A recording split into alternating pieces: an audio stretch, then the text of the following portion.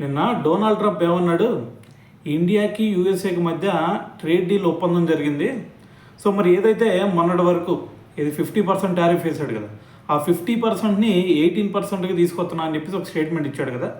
అయితే మరి దీని అంతటికీ రీజన్ ఏం చెప్పాడు, ఏదైతే ఇండియా మొన్నటి వరకు రష్యా దగ్గర నుంచి ఆయిల్ కొనుగోలు చేస్తూ ఉందో, సో ఇప్పుడు రష్యా దగ్గర నుంచి ఆయిల్ కొనుగోలు చేయడం అనేది ఆపేసి కేవలం యూఎస్ఏ అదేవిధంగా వెనిజులా దగ్గర నుంచి మాత్రమే ఆయిల్ కొనుగోలు చేయబోతుందని చెప్పేసి ఒక స్టేట్మెంట్ ఇచ్చాడు. అయితే మరి ఇది ట్రంప్కి ఎవరు చెప్పారు? మన విదేశాంగ మంత్రి ఎవరన్నా చెప్పారా, లేదంటే మోడీ గారు ఏమన్నా చెప్పారా? ఎవరు చెప్పింది లేదు.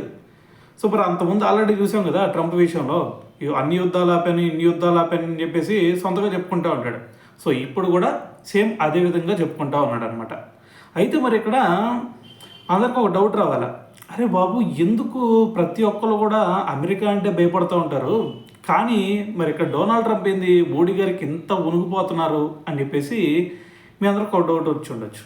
కానీ ఒక విషయం అర్థం చేసుకోండి, ఎప్పుడైతే ట్రంప్ మన మీద 50% టారిఫ్ వేసాడో, దాని తర్వాత మన మీద ఏదైతే కొన్ని ఆంక్షలు వేస్తానని చెప్పేసి బెదిరించాడో, అప్పుడు ఏం చేసాం మనం ఏం చేసింది ఏం లేదు. అటువైపు యూరోపియన్ కంట్రీస్ కూడా మన దగ్గరికి వచ్చేసినాయి.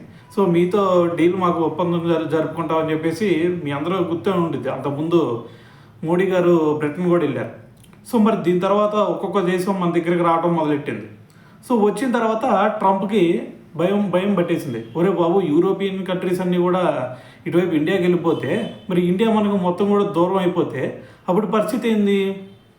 ఎక్కడ చూస్తేనేమో 140 కోట్ల మార్కెట్ ఉంది, ఇంకా ఇంత కెపాసిటీ ఉన్నటువంటి మార్కెట్ ఎక్కడ ఉండిద్ది? చైనాలో ఉండిద్ది. అక్కడ కూడా ఇంత హ్యూజ్ పాపులేషన్ ఉండిద్ది కాబట్టి, సో మరి అక్కడ చూస్తేనేమో వాళ్ళు ఏది మెయిన్గా చెప్పాలంటే 60% వరకు డొమెస్టిక్ ప్రోడక్ట్స్ మీద వాళ్ళు మరి కొన్ని ఆంక్షలు విధిస్తారు. ఏంది డొమెస్టిక్ ప్రోడక్ట్స్ మాత్రమే కొనాలి అని చెప్పేసి. కానీ మన దగ్గర చూసుకుంటే ఏ బ్రాండ్ మంచిగా ఉంటే అది కొనుక్కోలు చేస్తాం. సో నీకు నచ్చింది, మన డెమోక్రాటిక్ కంట్రీ కాబట్టి నీకు నచ్చింది కొనుక్కోరు అబ్బాయి అని చెప్పేసి ఇక్కడ ఎవరికి కూడా రెస్ట్రిక్షన్స్ అనేవి ఉండవు. సో కాబట్టి ఇటువంటి స్టేజ్లో మరి డొనాల్డ్ ట్రంప్ మరి మనల్ని కనుక వదులుకున్నాడు అనుకోండి, ఆటోమేటిక్గా నష్టం ఎవరికి? ట్రంప్కే నష్టం. సో కాబట్టి ఇప్పుడు కాళ్ళ బేరానికి వచ్చాడు అనమాట. ఆల్రెడీ అంతకుముందు కూడా మీరు విని ఉంటారు, మోడీ గారికి ఒక 4-5 సార్లు ఫోన్ చేసినా సరే మోడీ గారు కనీసం పట్టించుకోలేదు. సో నువ్వు టారిఫ్లు పెంచుకో, నాకు ఇంకో దేశం ఉంది అని చెప్పేసి. అంతకుముందు యూకే కూడా మనకు ఒక ఆఫర్ ఇచ్చింది. యూకేనా రష్యా అనుకుంటా, రష్యా కూడా అటువైపు అమెరికా కనుక మీకు ఏది రెస్ట్రిక్షన్స్ పెడితే అసలు మేము ఫ్రీగా ఉన్నాం, మా దగ్గర ఎక్స్పోర్ట్ చేసేసేయండి మా దగ్గరికి అని చెప్పేసి వాళ్ళు అసలు స్వాగతం పలిగేశారు మనకి. సో ఇంకా చెప్పాలంటే యూరోపియన్ కంట్రీస్ కూడా మనకు అసలు ఒరే బాబు మీరు అసలు ఇండియాని మేము ఎట్టా వదులుకుంటాము, సో ఒకవేళ కనుక మీరే మా దగ్గరికి ఎక్స్పోర్ట్ కనుక చేస్తే మేము క్లియర్ కట్గా స్వాగతిస్తాం, దాని తర్వాత మావి కూడా కొంచెం మీ దగ్గర చేర్చుకోండి అని చెప్పేసి కూడా వాళ్ళు కూడా అసలు వెల్కమ్ పలికారు మనకి.